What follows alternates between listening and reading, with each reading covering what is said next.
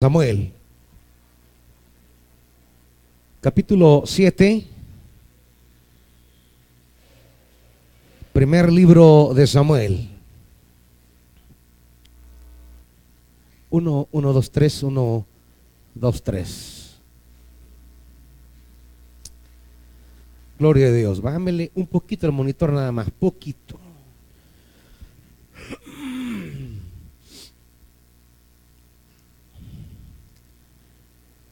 Capítulo 7, ¿estamos?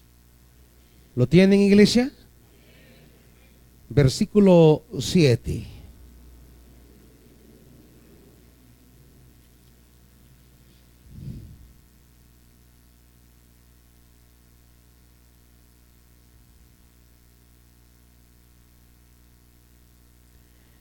Cuando los filisteos se enteraron de que los israelitas se habían reunido en Mizpa,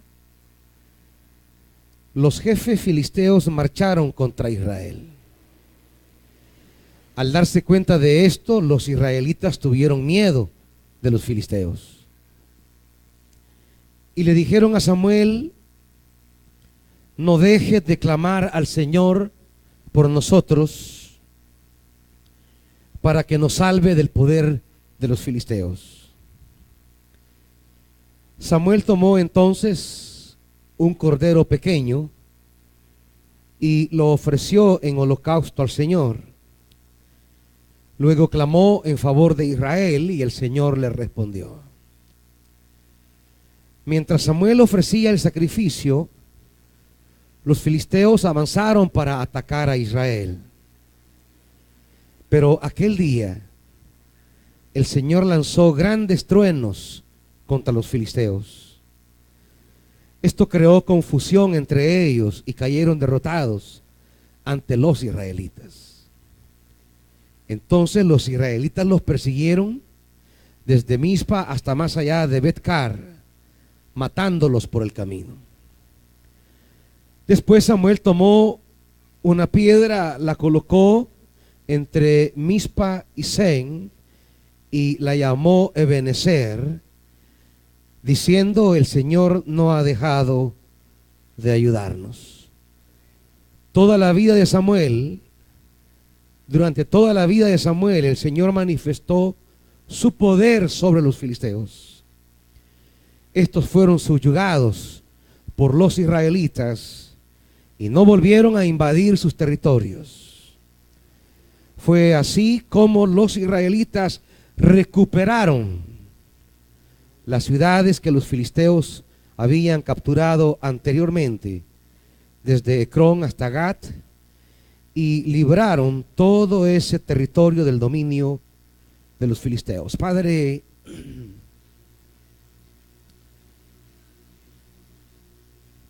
quisiéramos que sobre nuestra vida pudiera decirse lo que se dijo de Israel en esta escritura.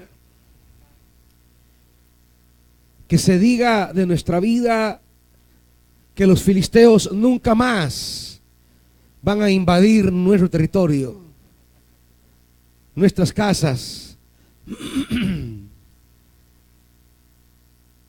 nuestras familias, nuestras empresas, nuestras labores. Que se diga sobre nosotros que vamos a recuperar aquello que se ha perdido. Espíritu Santo, háblanos. Ten a bien darnos un tiempo de paz. En el nombre glorioso de Jesús. Amén. Aleluya.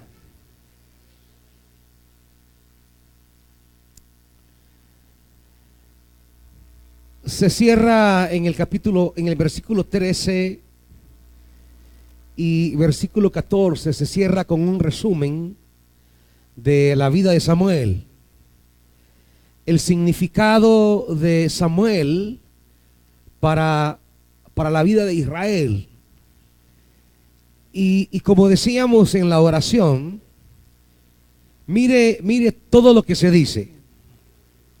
Primero, durante la vida de Samuel,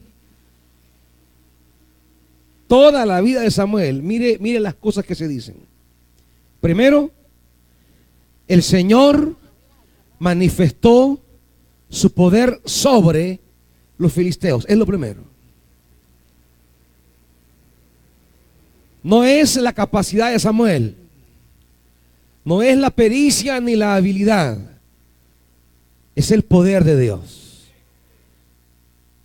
que lleva a la vida de una persona a que se pueda decir de la vida de esa persona: Dios manifiesta su poder sobre los enemigos de esa persona. ¿Cuál fue ese itinerario de Samuel? ¿Cuál fue ese camino de Samuel? ¿Qué características tiene ese hombre para que se pueda decir que durante toda su vida, cuál es el significado de Samuel para Israel?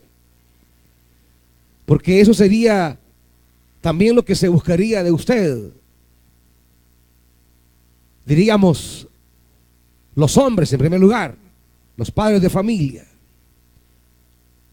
Que se diga de usted como hombre, líder de esa casa, que se diga: y durante la vida de ese hombre, Dios manifestó su poder sobre sus enemigos. Ustedes como mujeres, no es de estar llorando, chillando, lamentándose que haya o no haya un hombre a la par suya. Si usted logra entrar en la línea de Samuel, lo primero que se dirá es: y en la vida de esa mujer Dios manifestó su poder. Y si Dios manifestó su poder, ¿qué más necesita, hermanita? ¿Qué más necesita? A veces, en lugar de andar buscando cómo la gloria de Dios puede manifestarse, cómo el poder de Dios puede derramarse, en lugar de ir a buscar lo más trascendental, andamos chillando porque no tenemos compañía visible. Yo creo que debemos entender que la victoria para sus proyectos personales, para sus hijos, para su hogar, para sus compromisos, la victoria está en que el Dios del cielo demuestre su poder. Si logramos que el Dios del cielo despliegue su gloria sobre nosotros, si logramos que el Dios del cielo extienda su poder sobre nosotros, entonces, amados hermanos, no vamos a andar llorando por ayuda humana. No vamos a andar lamentándonos por ayuda humana. No vamos a andar ahí gimiendo, llorando, lamentándonos. Es lo primero que se dice. Dios manifestó su poder. Y si Dios manifiesta su poder sobre nosotros, iglesia, no vamos a necesitar más. No vamos a necesitar más. Por eso decía el salmista: si Dios es con nosotros, ¿quién contra nosotros? Si Dios camina con nosotros, ¿quién va a oponerse? Y sigue diciendo: los filisteos fueron subyugados y nunca volvieron a invadir su territorio. Nunca volvieron a sufrir una invasión filistea. ¿Cómo llegar a ese punto en el que nuestra vida, nuestros proyectos, nuestras familias, nuestras empresas no sean invadidas por el enemigo? ¿Cómo llegar a ese punto donde no hayan horas de quebranto, de retroceso, de pérdidas? ¿Cómo llegar a ese punto en el que usted diga: ya el enemigo no ha tocado, ya el enemigo no ha entrado, el enemigo no ha dañado, Porque muchas veces el enemigo entra y de repente usted dice o les pregunta, mire, ¿y su niña qué tal? Ay, viera que el enemigo me la tiene atarantada. Mire, y el joven, ay, viera que ese muchacho, el enemigo, me lo tiene atado ahorita. Mire, su esposo, ay, viera, el enemigo me lo tiene. Mire, su esposa, ay, el enemigo le ganó la batalla. ¿Cuántas veces los hogares van turnándose? De repente el esposo está con aquella entrega, con aquella plenitud, y la esposa anda por ahí desorientada. Y de repente la esposa aparece con fuego y con todo, y el hombre se desaparece. O de repente están los padres y los hijos no quieren nada con Dios. O de repente entra el hijo y son los padres los que andan desorientados. ¿Cuántas veces un hijo ha sido la puerta de entrada para que su padre entre al camino de Dios y de repente el hijo se pierde el rumbo?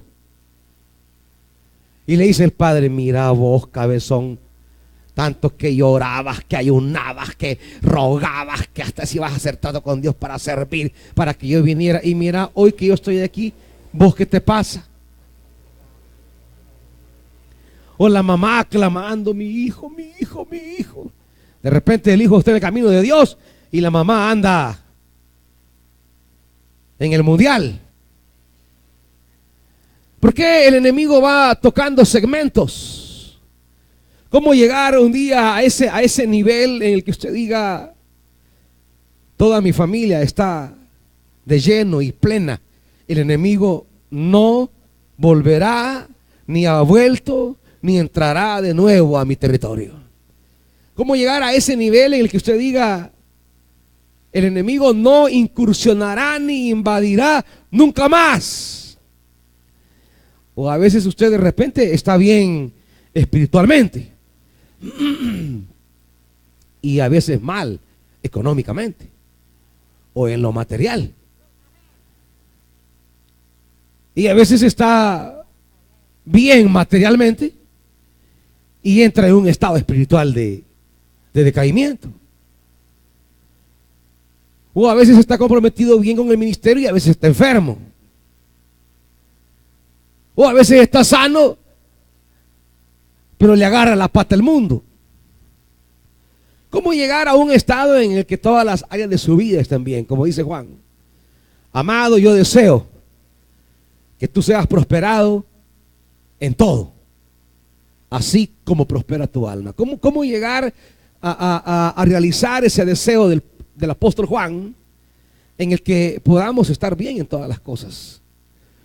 Donde no haya un área en que el enemigo no esté dañando, afectando, arruinando, invadiendo, socavando, desequilibrando. ¿Cómo poder llegar a ese nivel en el que podamos decir, gracias a Dios, estoy bien en todo, como dice la Biblia? Dios me tiene prosperado en todas las cosas. Es lo que le dice Juan. Hermano, yo deseo que tú seas prosperado en todas las cosas, así como prospera tu alma. ¿Cómo llegar a decir eso y no estar cojeando un día de otra cosa, otro día de otra? ¿Es posible acaso eso? Pues la Biblia dice que no volvieron a invadir su territorio. ¿Cómo llegar a ese estado donde el enemigo no pueda penetrar ninguna área de nuestra vida, ningún miembro de nuestra familia, donde el enemigo no esté haciendo una obra que daña, que arruine, que entorpezca el avance suyo como creyente, como discípulo, como servidor? Pero también se dice, versículo 14, que los israelitas, ¿qué? Recuperaron. Habían zonas que habían perdido desde Ecrón hasta Gat. Israel había venido siendo un historial de pérdidas. Israel venía en una historia, en una cronología de perder aquello que un día había recibido. Habían a través de Josué recibido herencia, pero la habían ido perdiendo por pedazos. Los filisteos no solamente invadían y se retiraban, invadían y se posesionaban de territorios. Israel cada vez más iba haciendo menos, cada vez más iba teniendo menos, iba perdiendo recursos, iba perdiendo posibilidades, iba perdiendo fuerzas, iba perdiendo la bendición de Dios. Israel iba perdiendo el territorio que un día le fue entregado. La herencia se le iba de las manos. El regalo de Dios se iba alejando de él. Pero en la vida de Samuel comenzaron a recuperar. ¿Cómo llegar a esa etapa de recuperar? ¿Acaso es posible recuperar cosas que hemos perdido? Pues la Biblia lo dice. Israel comenzó a recuperar. Nuestro Dios tiene poder para que recuperemos lo que se ha perdido. El Señor tiene poder para recuperar lo que el enemigo le ha quitado. El brazo del Señor tiene poder para recuperar, para restaurar, para restituir. Eso dice la Biblia. ¿Cómo llegar a eso? ¿Cómo en su vida puede ver usted la mano de Dios obrando de esa manera? Indudablemente tiene que haber una guerra, porque con el diablo no hay diálogo. Con el mundo de las tinieblas no hay negociación. Solo hay guerra y son dos resultados: derrota o victoria. Ya Israel venía de una experiencia un tanto traumática, dice el capítulo 4.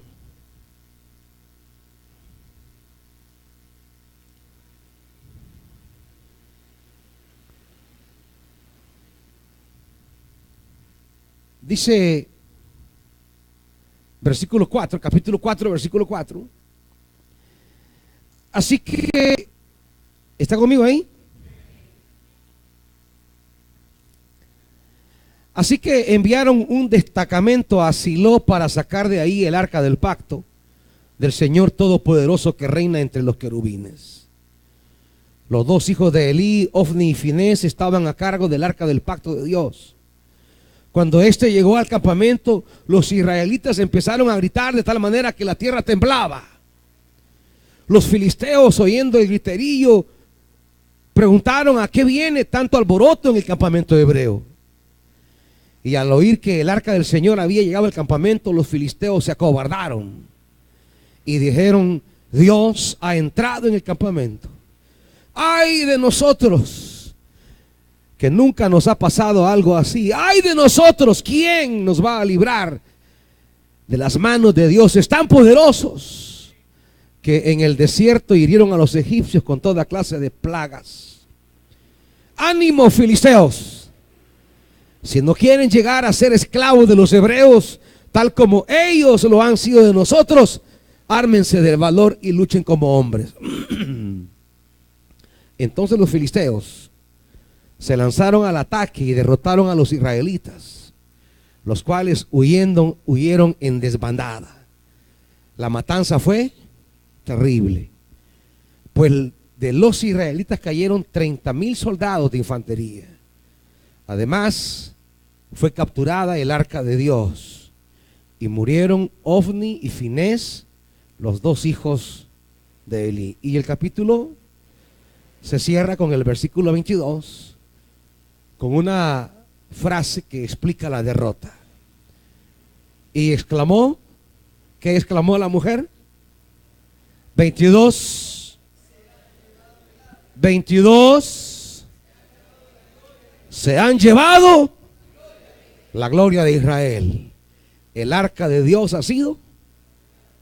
se ha ido la gloria. ¿Cómo cambiar esa exclamación de decir se ha ido la gloria de Dios? Y poder decir más adelante en el capítulo 7, versículo 12, ¿cómo cambiar esas dos expresiones? De decir la gloria de Dios se ha ido, pero luego en el 7:22 decir que Samuel toma una piedra, la coloca entre Mizpa y Sen, la llama Ebenezer, y ahora Samuel exclama, ya no la gloria se ha ido. Ahora Samuel exclama, el Señor no ha dejado de ayudarnos. El Señor sigue ayudándonos. ¿Cómo clamar de decir la gloria se ha ido a decir la gloria está aquí, está ayudándonos? Llama a aquel lugar Ebenezer. Ebenezer no significa hasta aquí nos ayudó Jehová, no se confunda. Ebenezer solo significa piedra de ayuda. La frase el Señor no ha dejado de ayudarnos, o como dice la Reina Valera, hasta aquí nos ayudó Jehová, esa es la expresión que Samuel dice en ese momento. No dice que eso signifique Ebenezer. No, esa es la declaración. Así como allá al final, la declaración es, se ha ido la gloria. Ahora la declaración es, el Señor no ha dejado de ayudarnos. El Señor sigue con su brazo alzado. Hasta aquí Dios nos ha ayudado. ¿Cómo cambiar esas expresiones? Israel ya había tenido la experiencia de batallar en campo abierto con los filisteos. Habían sido asesinados 30,000 hombres. La gloria había sido quitada, el arca fue llevada y los sacerdotes fueron asesinados. Ahora Israel está de nuevo en el campo de batalla. Sin embargo, hay algo nuevo. Hay un hombre allí. Hay un hombre de Dios ahí. Samuel. ¿Cómo ser ese hombre de Dios? ¿Cómo ser esa mujer de Dios? Porque la vida victoriosa que Israel va a experimentar aquí es fruto de un hombre de Dios, de alguien que ha tenido un itinerario, de un hombre que viene en un proceso espiritual y resulta ser significativo y valioso para Israel en una hora de conflicto y de lucha. ¿Es usted ese hombre de Dios? ¿Es usted esa mujer de Dios? ¿Cuál es el historial de su vida? ¿Es un historial de fracasos o de victorias? ¿Es un historial de derrotas o la mano de Dios le ha acompañado? ¿Cuál es su historial? Si usted quiere ser significativo para los demás, si quiere ser significativo para su casa, si quiere ser significativo para sus proyectos, usted debe aspirar a ser ese hombre de Dios, a ser esa mujer de Dios. Cuando Israel está en el punto más bajo, no necesita de caballería, de infantería, de caballos de guerra, de carros de combate, de escudos o de espadas. Israel necesitaba de un hombre de Dios. Cuando un hombre de Dios entra a la casa de Israel, las cosas pueden cambiar. Aprenda a buscar un hombre y una mujer de Dios, hermanito. No solamente busque hombre de Dios. No solo busque mujer de Dios. ¿Me está viendo? Ahí no dicen amén, ¿verdad? Busquen hombre de Dios. No digo, pues. Si no dicen amén, hermanas, es que ustedes solo hombres buscan. Busquen un hombre de Dios. Hombres, busquen una mujer de Dios. Ojalá lo digan de corazón. Mentirosos. Solo se fijan en las medidas.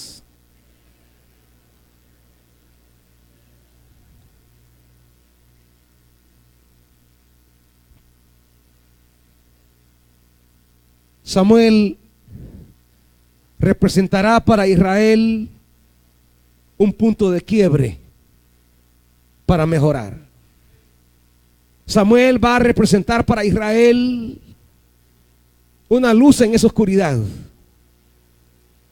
Samuel va a representar para Israel un tiempo nuevo.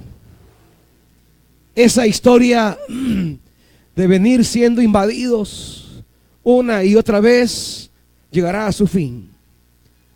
Esa historia de venir perdiendo territorio llegará a su fin. Hombres, sean ustedes en sus casas los que detienen invasiones. Sean ustedes en sus casas los que detienen pérdidas.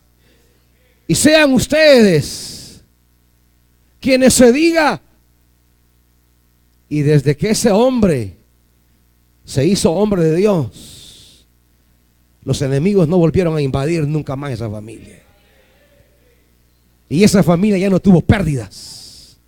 Al contrario, comenzó a recuperar. Sea usted mujer, esa mujer, que se diga, esa mujer se metió a ser una mujer de Dios y su casa comenzó a levantarse, comenzó a prosperar, comenzó a avanzar. Tenga cuidado de meterse con gente que solo lo va a llevar de pérdida en pérdida, de derrota en derrota. Tenga cuidado. Hay hombres y mujeres que de que se meten con la persona equivocada, solo son pérdidas. Y para atrás, y para atrás, y para atrás. Comienzan a perder las cosas materiales, las pocas cosas materiales que tienen. Comienzan a perder recursos, oportunidades.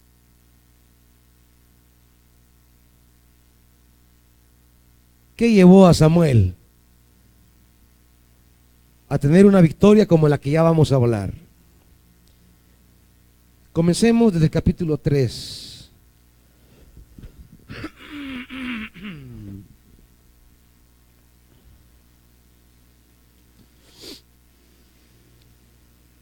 Lo primero que Samuel trajo a Israel es algo que Israel tenía tiempo de no recibir.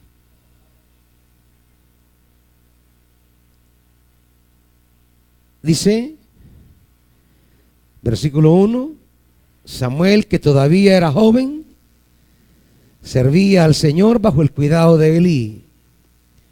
En esos tiempos, ¿qué pasa? No era común oír la palabra del Señor, ni eran frecuentes las visiones. ¿Por qué? Versículo 2. Porque ya Elí, el guía de Israel, ¿cómo estaba quedando? Ciego. Y si un ciego guía a otro ciego, ¿qué pasa? ¿Qué pasa? ¿No saben qué pasa? No han leído el Evangelio, ¿verdad? Si un ciego guía a otro ciego, dice el Evangelio, los dos caerán en el mismo hoyo.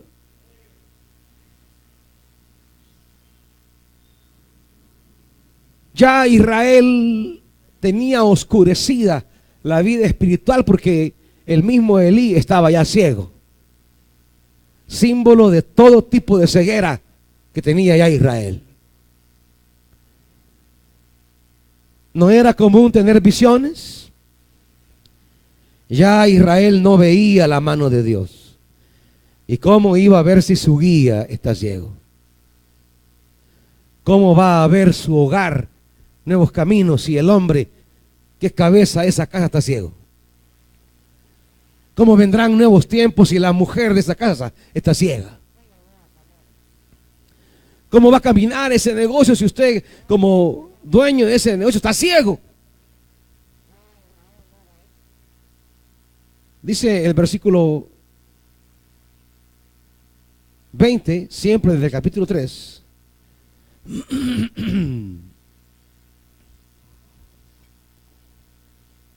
Y todo Israel, desde Dan hasta Beerseba, se dio cuenta de que el Señor había confirmado a Samuel como su profeta. Además, el Señor siguió manifestándose en Silo. Ahí se revelaba a Samuel. ¿Y qué? Fíjese cómo comienza el capítulo 3. Ya no hay palabra para Israel. ¿Y cómo termina? Dios ahora está comunicando la palabra. El primer valor que Israel recibió de Samuel es el retorno de la palabra. La palabra se había ido. Y si la palabra se va, ya pronto se va a ir también la gloria. Este es un principio que vamos a aprender en la montaña. Si el pueblo de Dios olvida la palabra, también se irá el espíritu. Y el problema de la iglesia hoy día es que quiere recuperar el espíritu, pero sin la palabra.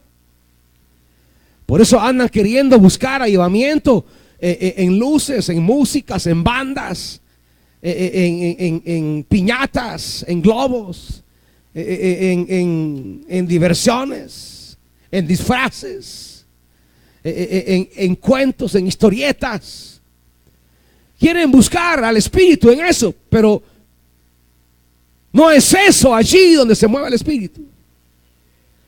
Lo primero que debe recuperar un creyente que quiere las tres cosas con que Israel fue bendecido, ver el poder de Dios, que no lo invada más el enemigo y que recupere lo perdido. Lo primero que tiene que retornar a la vida es la palabra.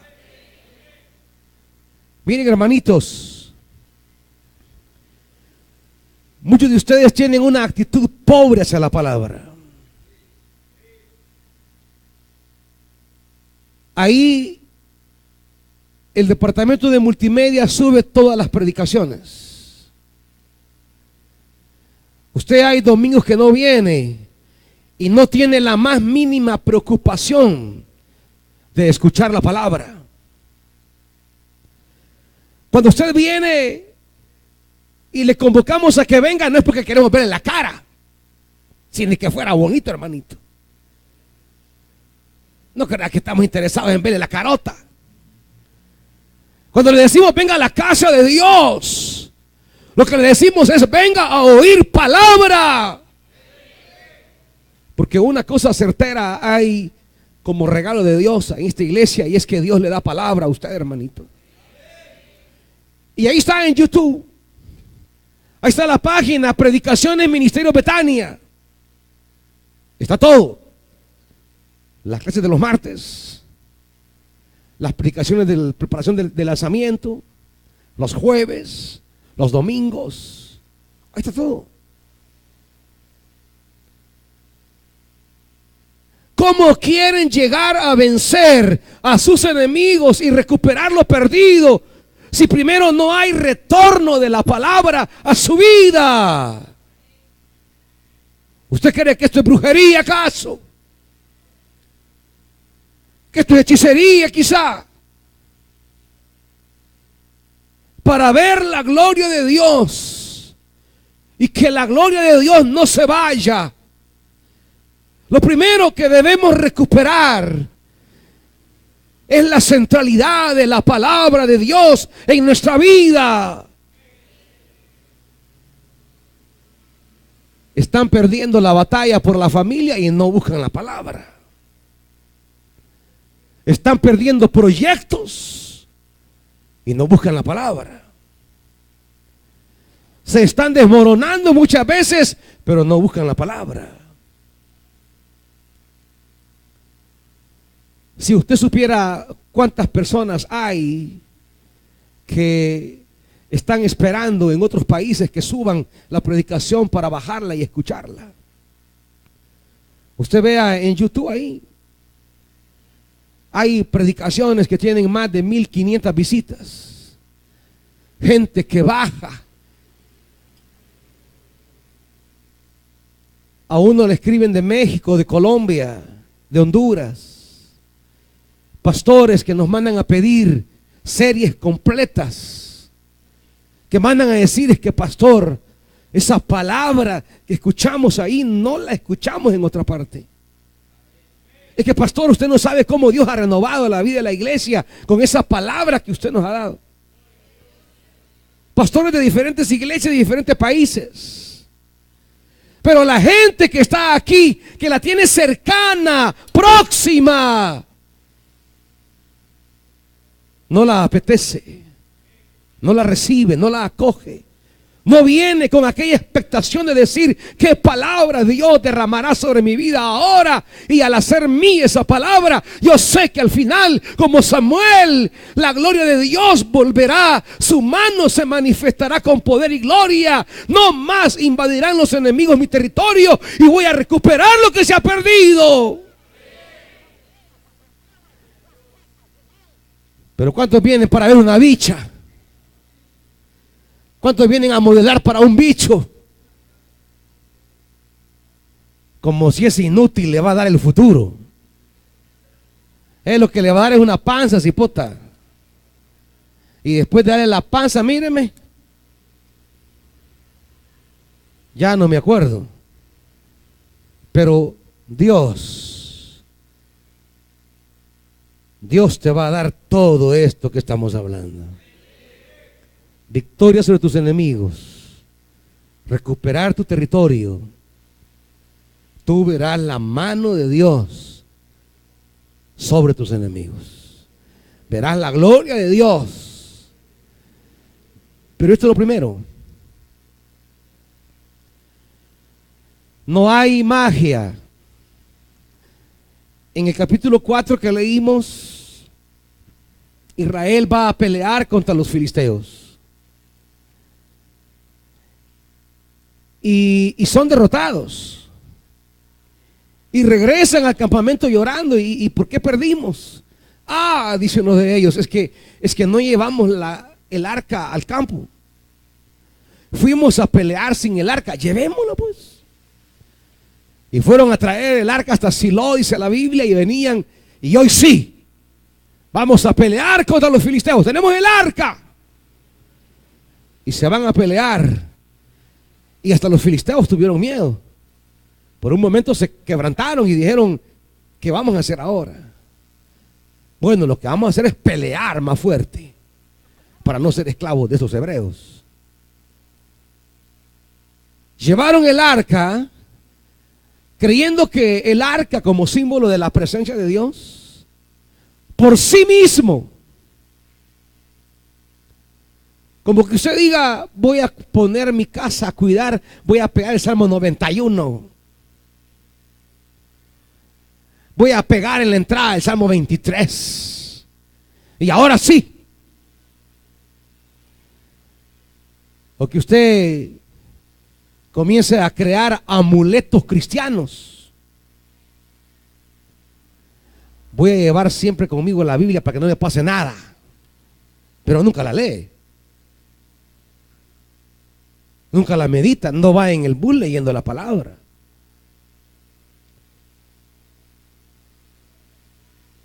Andar cargando la Biblia como amuleto, como que fuera pate conejo, no trae nada, hermanitos.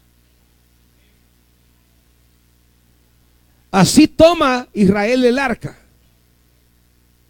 Cree que el arca traerá buena suerte para ganar a los filisteos. Hoy sí, aquí está el arca.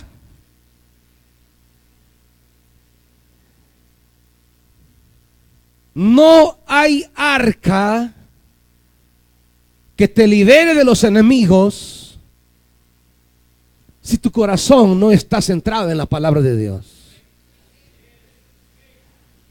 No hay arca que te haga recuperar lo perdido si no amas la palabra. Ya no se oye la palabra, ya no hay visiones, Dios ya no habla. ¿Hace cuánto tiempo tienes que tú ya no dices: es que Dios me ha hablado? Qué bonito y fresco espiritual es cuando uno va caminando en la vida y sabe que Dios le está hablando y le marca caminos y le marca senderos y dice, es que Dios me habló hoy, esta mañana, y vamos a hacer esto. Es que yo camino sobre la palabra de Dios, lo que Dios me diga, lo que Dios me habla. Es que tuve una visión de Dios. Creyentes que están en ese flujo comunicativo con el Espíritu, que están atentos a las Escrituras y las leen, las meditan, las estudian, se las comen como miel, hablan con el Espíritu, mantienen esa comunicación, están buscando vehemente la palabra, están anhelando oír de Dios su voz. A ese pueblo, a ese creyente, a ese hombre, a esa mujer que vive bajo la receptividad de esa palabra, que vive bajo el fuego de esa palabra, bajo la luz de esa palabra, Dios va a guiar a ese hombre a la victoria y llevará a su familia donde no la ha llevado. Hombres que dicen, yo quiero llevar a mi familia a un nivel de victoria maravilloso. Yo quiero ser instrumento para que Dios le dé a mi familia una casa. Quiero ser instrumento para que Dios le dé a mi familia recursos para cubrir todas las necesidades. Quiero ser esa mujer de Dios que le vaya dando a mi familia calidad de vida cada vez mejor. Quiero ser el instrumento de Dios para que Dios traiga a mi familia mejores niveles de calidad de vida.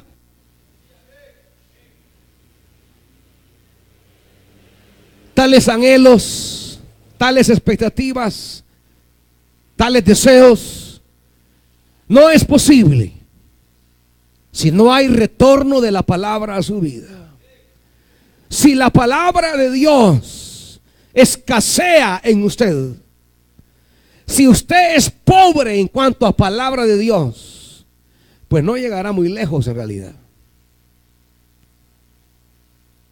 En realidad no irá a donde usted desea, hermanito. Porque ahí donde queremos llegar, donde anhelamos alcanzar, no podemos llegar. Nuestras manos son pequeñas, frágiles y limitadas. No tenemos los recursos. Ustedes lo saben. ¿Cuántos sueños no pueden alcanzar como familia porque sus manos están vacías? No tienen el poder, no tienen los recursos. Usted le puede contar a un vecino, yo quiero irme a vivir a tal lugar, y se le va a quedar viendo raro, y este está loco. Si este no tiene ni en qué morirse, ni en qué caer muerto, y se quiere ir a vivir a aquella casa. Está loco. Usted le cuenta que quiere comprar un carrito. ¿Y cuánto tiene? No, nada. Este está loco. Subiste al bus mejor, maje. Deja de pensar tonteras. No tenemos nosotros, mas si la palabra retorna a nuestra vida, dice la Biblia que lo que veremos es el poder de Dios manifestándose, y el poder de Dios manifestándose puede traer a nuestra vida lo que nuestras manos no pueden traer. ¡Aleluya!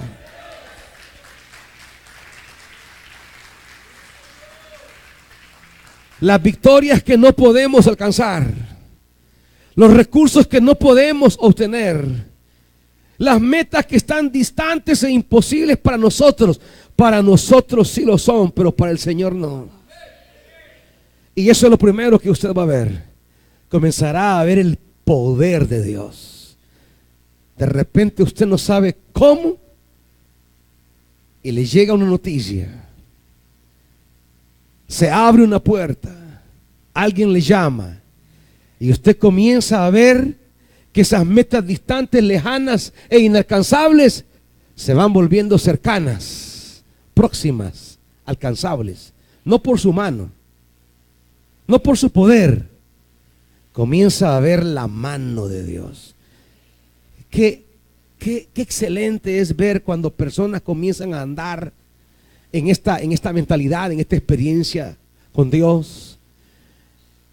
Y le llegan contando, pastor, fíjese que yo estaba en realidad hundido, quebrantado, quebrado realmente. Y mire, Dios me envió a una persona que yo ni conocía. Me abrió una puerta. Qué bueno es escuchar testimonios de esas personas. Pero óiganme bien, hay un camino. Y si no quiere andar este camino, no va usted a ver esos frutos. Y lo primero es que usted comience a amar la palabra. Comience a recibir palabra. Eso dice la Biblia. Dios le revelaba a Samuel y le comunicaba su palabra. Dios le comunicaba su palabra. Samuel llegó a recibir esa palabra. Fue toda una experiencia de comenzar a descubrir cómo Dios hablaba. Samuel le dice al Señor en el versículo 10 del capítulo 3: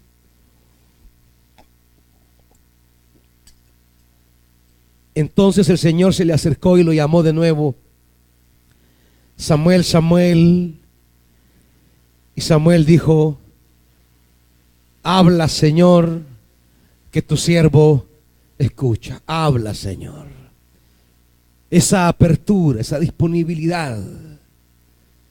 Hay una sensibilidad a querer escuchar a Dios. Hay una inclinación del corazón. Hay un doblegamiento del espíritu. Hay hambre y sed. Señor, háblame. Aquí estoy para escucharte. Aquí estoy para oírte. Señor, háblame. Samuel al principio no entendía realmente quién le estaba llamando. Porque esto de la voz de Dios hay que aprender a escuchar. Hay que aprender a afinar el oído. Hay que aprender a limpiarse los oídos para aprender a escuchar cuando Dios está hablando. Y apartar ese tiempo. Estaba dormido Samuel. Dios le interrumpe el descanso.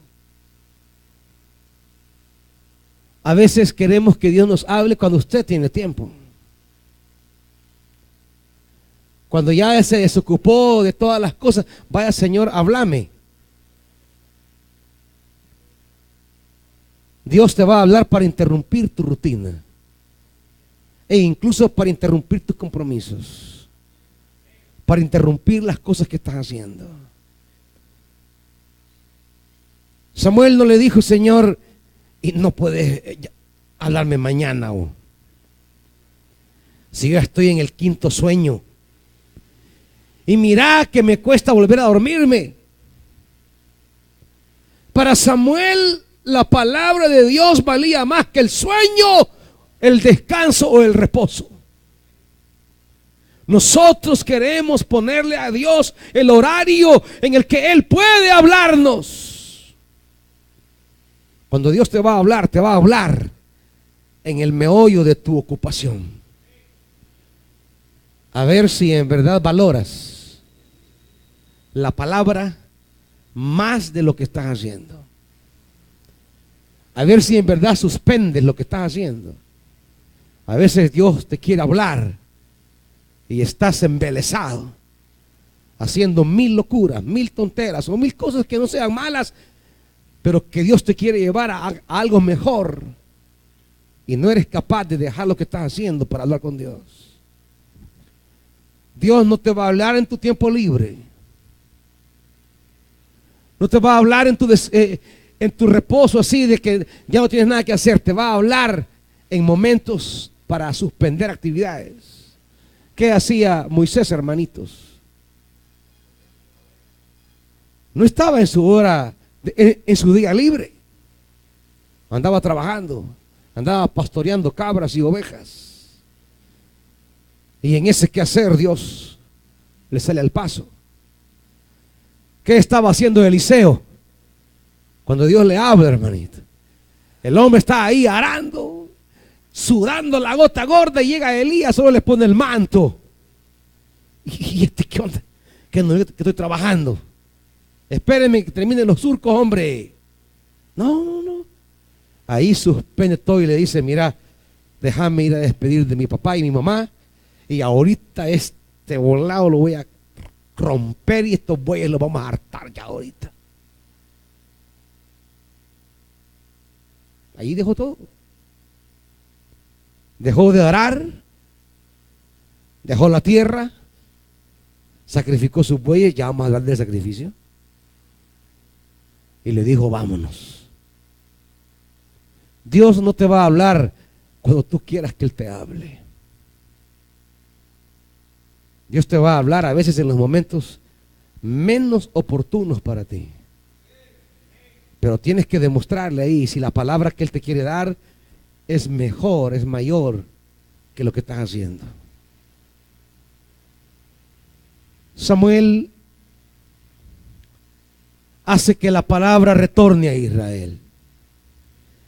Y cuando la palabra comienza a entrar al corazón, cuando la palabra comienza a penetrar el corazón, la gloria comienza a acercarse.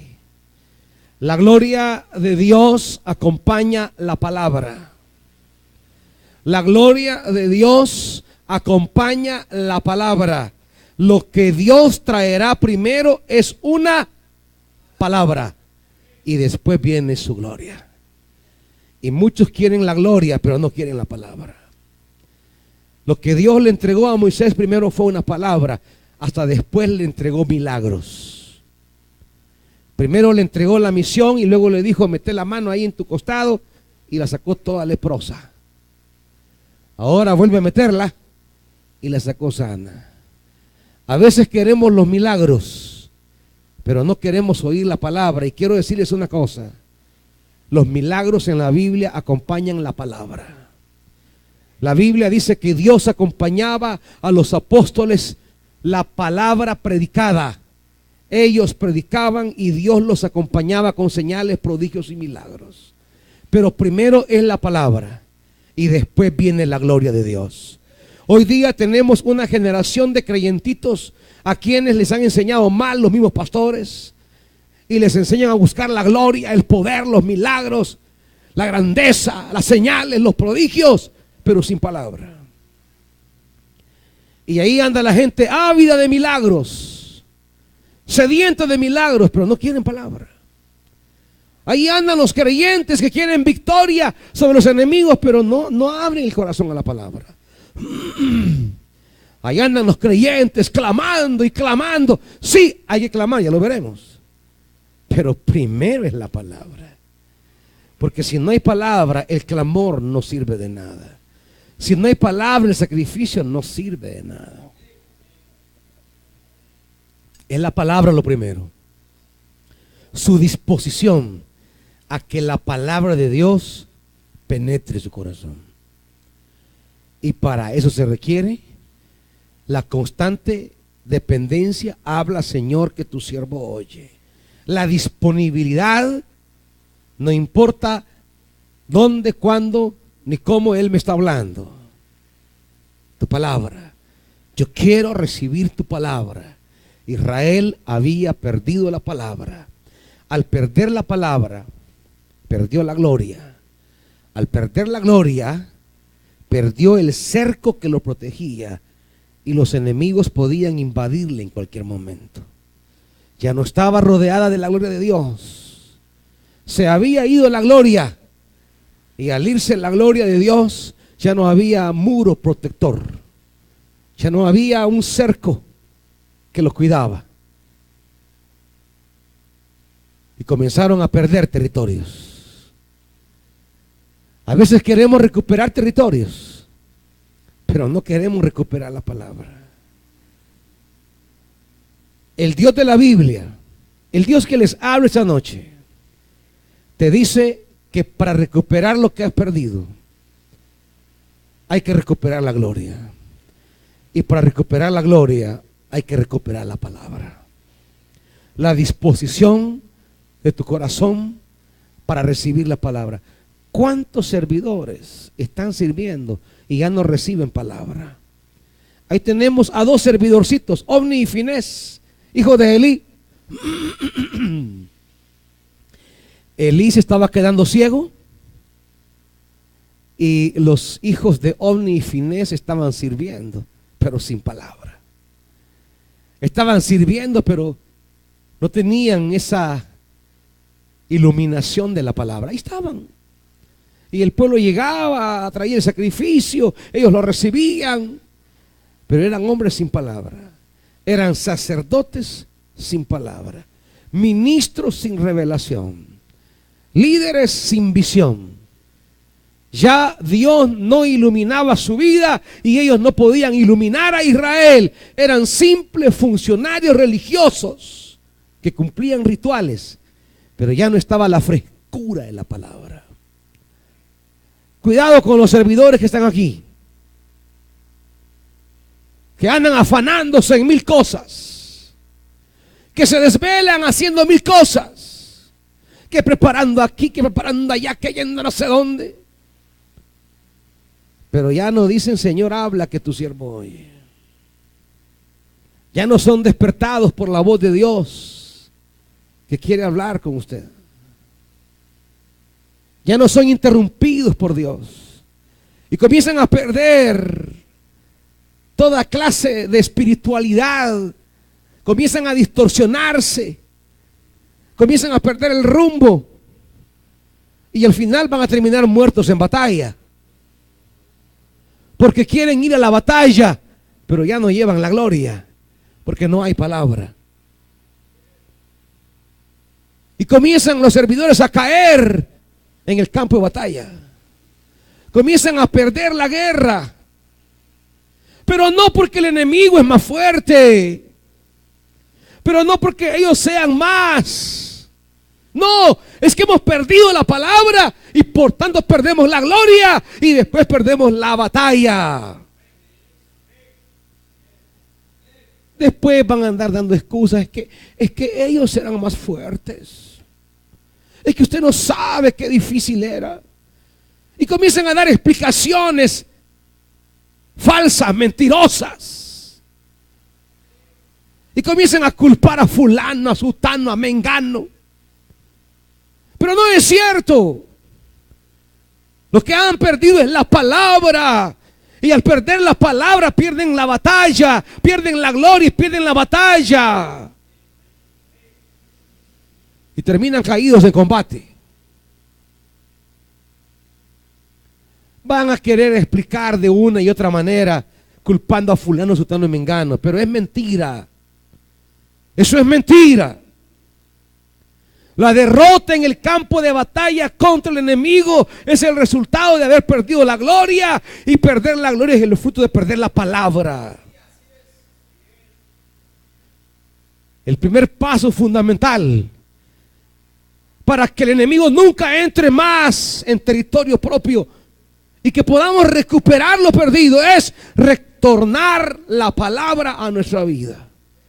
Entrar en esa comunión con Dios, donde Dios habla en nuestra vida y podamos recibir sus lineamientos, sus indicaciones, donde podamos recibir sus lineamientos y podamos recibir aire fresco para proseguir esta lucha.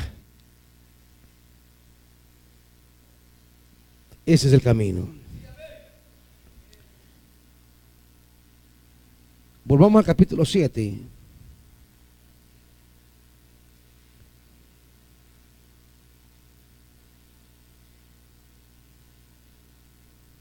Versículo 8.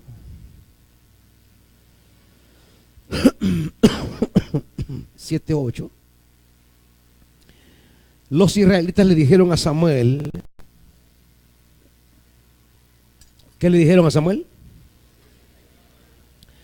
No dejes de clamar por nosotros para que nos salve del poder de los filisteos. Y ahora les pregunto, ¿qué es lo primero que hace Samuel? ¿Qué le pide Israel? ¿Qué le pide Israel? Que clame, que no deje de rogar. Israel pide clamor. ¿Pero qué hizo Samuel? Lo primero es que presenta sacrificio. Lo primero presenta holocausto. El holocausto era el sacrificio que se quemaba totalmente delante del Señor. Holo, todo. Causto quemado. Era lo que se quemaba totalmente delante del Señor. Porque habían otros sacrificios que solamente se presentaban, se adoraba, se preparaba, se asaba el animal, se tomaban las entrañas y se tomaba la grasa, la parte de la grasa del animal, se le quitaba toda la grasa y se quemaba delante del Señor. Esa era la parte del Señor. Y de la carnita asadita, preparada sin sangre, comía el oferente, comía el que iba a ofrendar. Era una ofrenda que no se quemaba totalmente. Era una ofrenda, era un sacrificio donde el que ofrendaba participaba. Más el holocausto. Del holocausto no agarraba nada el que ofrendaba. Lo ponía allí, en la leña, en el fuego, en las brasas, y dejaba que se quemara completito. Era ofrenda de holocausto para el Señor. No es clamar lo primero que Samuel hará, sino presentar sacrificio. Esa palabra no nos gusta hoy día, nos incomoda, no nos place, no nos agrada. Sobre todo, perdón hermanitos, sobre todo una generación de creyentitos a quienes los han acostumbrado a ser cómodos, a ser tratados como osos de peluche. Los pastores, en el afán de que la gente esté allí y no se vaya, los están mimando, chineando, cuidando, les están adobando sus gustos. Y mire, pastor, yo no quiero servir ahora. Vaya, está bien, no sirve, hermanita. Ahí sirve otro día. Fíjese que hoy no tengo ganas de... no se preocupe, no venga.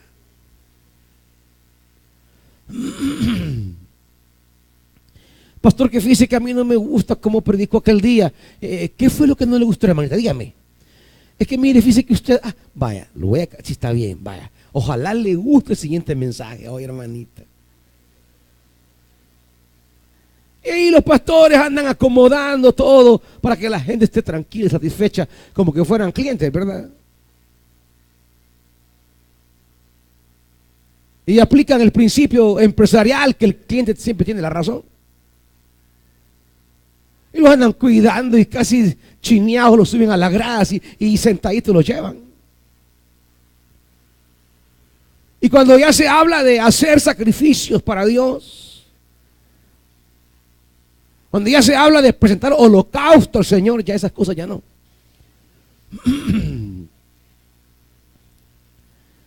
Cuando ya se habla de decir las cosas, cuando ya se habla de hablar con claridad acerca de los compromisos,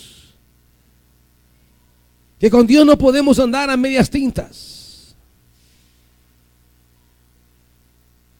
que somos fríos, somos calientes, pero no podemos ser tibios.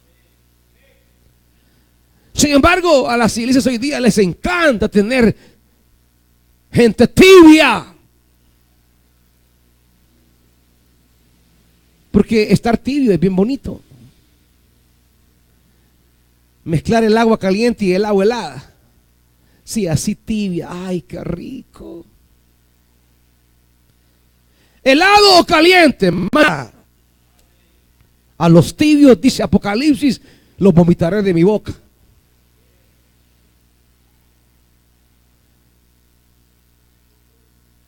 ¿Y qué cree usted que significa ser vomitado, hermanito? ¿Por qué vomitamos? Dígame. Porque ingerimos un alimento descompuesto. Vomitamos porque ingerimos algo que no estaba bien. ¿Sabe por qué la ballena vomitó a Jonás? Porque se había comido una persona que no estaba en condiciones buenas, estaba descompuesto. Jonás le causó vómito a la ballena. Se había tragado una persona que estaba descompuesta.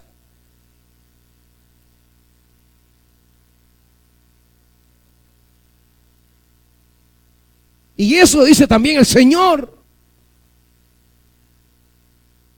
Los vomitaré. ¿Por qué? Porque estamos descompuestos, en mal estado.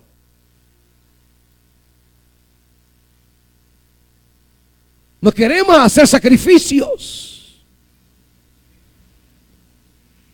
Ahí está el niño que no quiere venir a la iglesia. Es que, ay, tengo sueño. Vaya, mi amor, está bien, duerma. El otro domingo va, chichi.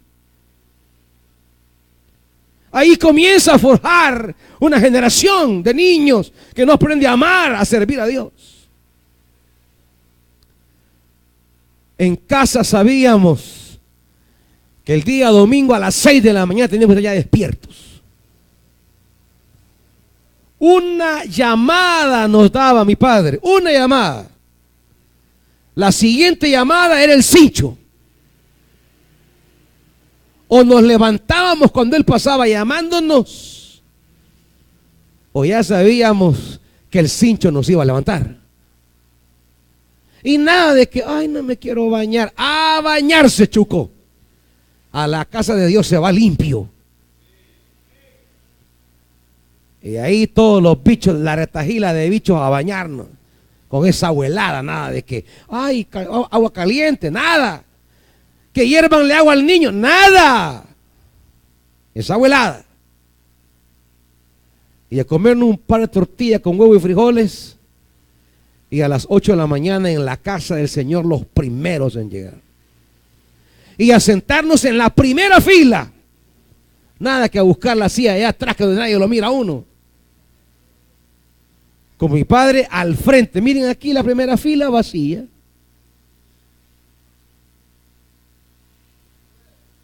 Cuando vayas a la casa de Dios, dice Eclesiastés, acércate más para oír.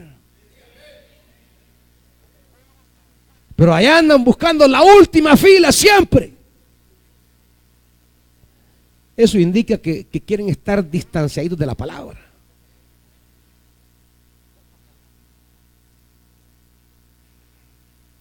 Uno entraba y en la primera fila a oír la palabra de cerca. No había comodidad. Íbamos o íbamos. No había alcahuatería. No era cosa de adobar los gustos. Era cosa de hacer sacrificio. Vamos a ir a predicar a San Miguel Tepezontes. O vamos a ir a predicar a Tapalhuaca. Vamos a ir a predicar a Chinameca. Y era de salir en la noche a pata, a hacer sacrificio. O vamos a ir a un campo blanco a pata. Y vamos a ir a ver hermanos a pata. Hoy, los clientes de hoy, mire, iba a haber transporte. Es la primera pregunta. Es que si hay transporte, sí, fíjese, sí, no. Yo le quiero preguntar, ¿y cuando andaba fregando en el mundo pedía transporte? No, hombre, lleguémonos allá. Ay, vemos cómo nos regresamos. Vos siempre hay una manera. Ahí sí, ¿verdad? ¿Y a dónde va a ser el pachangombo? En Cifco, vos. Ahí va a estar la chanchona de Arcadio y va a venir no sé qué más. Y gran bailongo. No, hombre, vamos. Pero mira, que va a la 1. Como, ay, vemos aunque sea pata, pero vale la pena. Y ahora, en el camino de Dios. ¿En el camino de Dios qué? Mire, ¿y a qué hora vamos a ir? A las 10. Ay, qué noche, viera que a mí el sereno me cae mal. Viera que esa brisa de la madrugada me pone mal del pecho. Ajá, y en el mundo, qué brisa ni que 8 cuartos. Las polarizadas bien heladas se las echaba con todo y brisa. Y no había problema de pecho ni de tos. Acuérdense.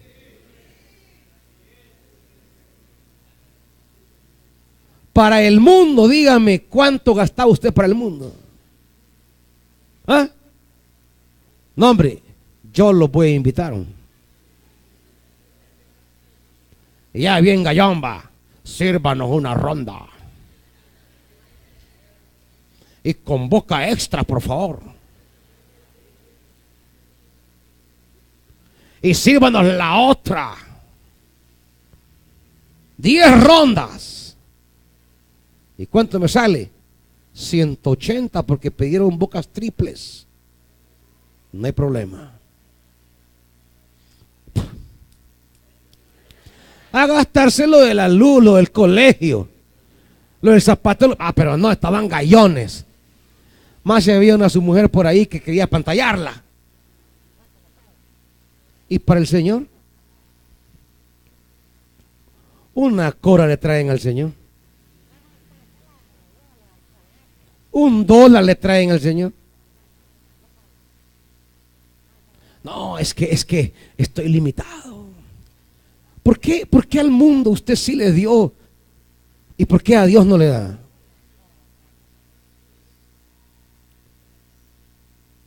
¿Por qué en el mundo usted sí derrochaba y andaba de regalón y de invitador? Y a mí no me invitan a almorzar a ningún lugar.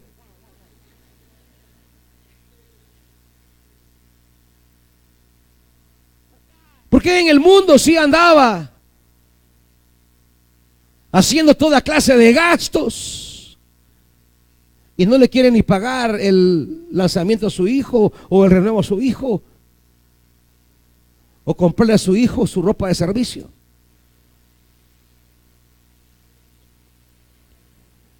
¿Por qué somos así con el mundo y somos así con Dios? ¿Por qué?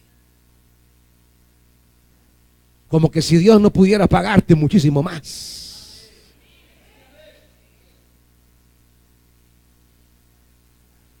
¿Por qué cuando tenías una tu mujer por allá? Si no, ¿a qué hora va a salir de la fiesta, corazón? A las 11. Ahí estaré a traerla. Te dice hoy tu hijo va a salir de la vigilia a las 12. Ahí ve cómo te venís. ¿Ah?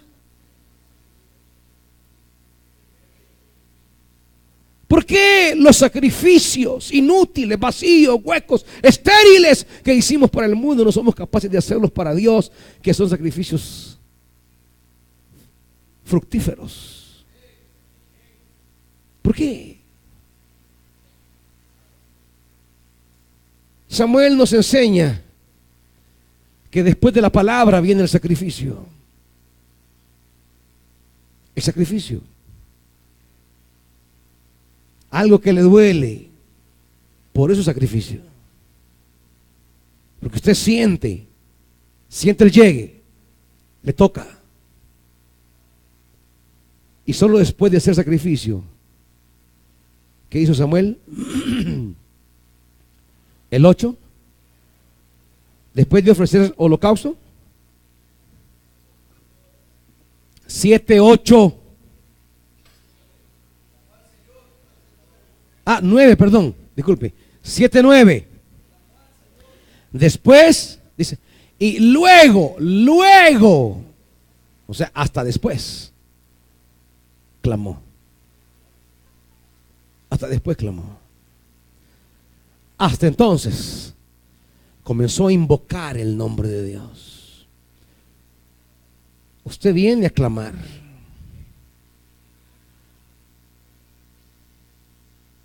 Pero ha retornado la palabra a su corazón. Ha hecho sacrificios para Dios. Hasta entonces Samuel clamó. Y dice la Biblia Y el Señor, ¿qué? Le oyó, el Señor le respondió. Y cuando Dios responde, dice el versículo 10, que mientras Samuel ofrecía el sacrificio, los enemigos avanzaron para atacar a Israel. Cuando haces sacrificio, tienes que esperar que el enemigo te ataque. No te pongas a decir, y yo le di a Dios esto y miren lo que me pasa. No, es que así es. Cuando hacemos sacrificio viene ataque. ¿Por qué? Porque Dios te va a dar victoria. Al ofrecer sacrificio, el enemigo ataca. Pero aquel día, el Señor lanzó grandes truenos contra los filisteos. Y esto creó confusión entre ellos y cayeron derrotados delante de los israelitas. Palabra, sacrificio y clamor. Amar la palabra, hacer sacrificio para tu Dios, que te cueste, que te cueste, que lo sientas. Y luego clama. Y en ese orden, Dios escucha. Esta noche, Dios quiere cerrar puertas y rodearte para que tus enemigos no vuelvan a entrar más a tu territorio. Esta noche Dios quiere tronar desde los cielos y ahuyentar a tus enemigos. Esta noche Dios quiere que comiences a recuperar las cosas que se han perdido. Quienes quieran ese camino, vengan delante del Señor con el corazón dispuesto a la palabra, al sacrificio y a clamar. Quienes así lo anhelen, vengan delante del Señor, porque el Señor ciertamente escuchará. El Señor luego atenderá.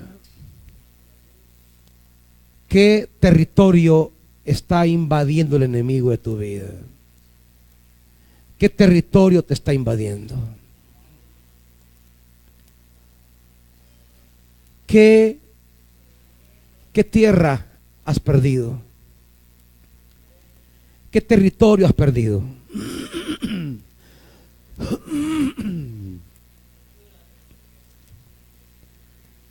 ¿Qué territorio has perdido? Puedes recuperar el territorio.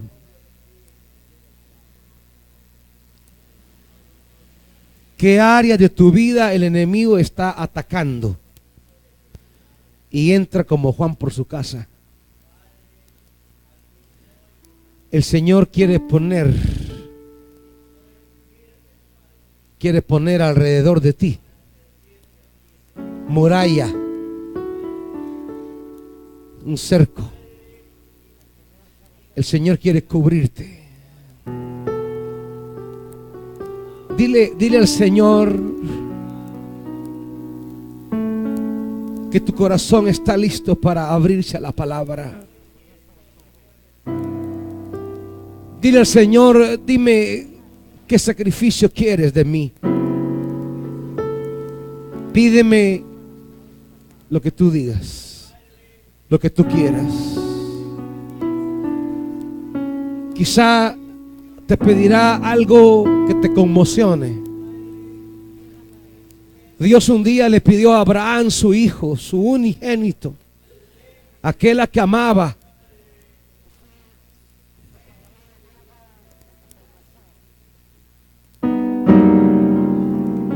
Algo difícil le pidió. Pero Abraham no dudó en dárselo.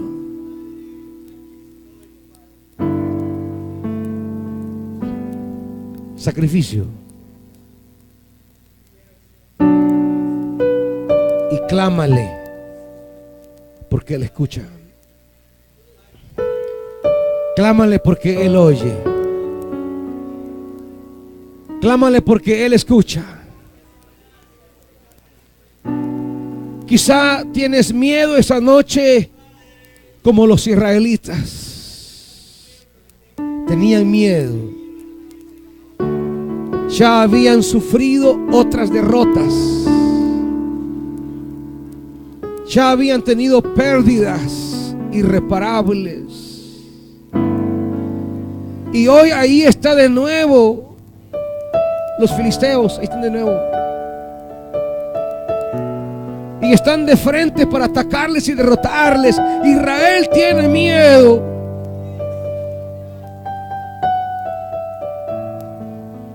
Pero había un hombre de Dios que había caminado.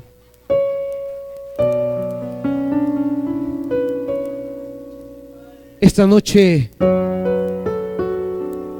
tú puedes comenzar a ver la mano de Dios como aún no la has visto. Dios puede comenzar a sorprenderte, a salirte del camino y a darte cuenta que tu Dios es grande, que puede tronar desde el cielo, puede revertir tus derrotas, puede revertir tus pérdidas. Clama a Dios esta noche. Ábrele tu corazón.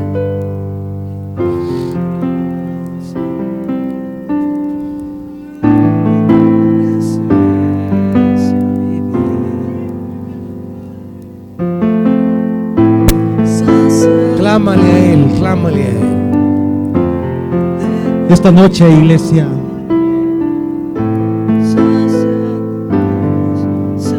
suplícale al Señor, al Espíritu Santo, por la palabra que detonará salvación en tu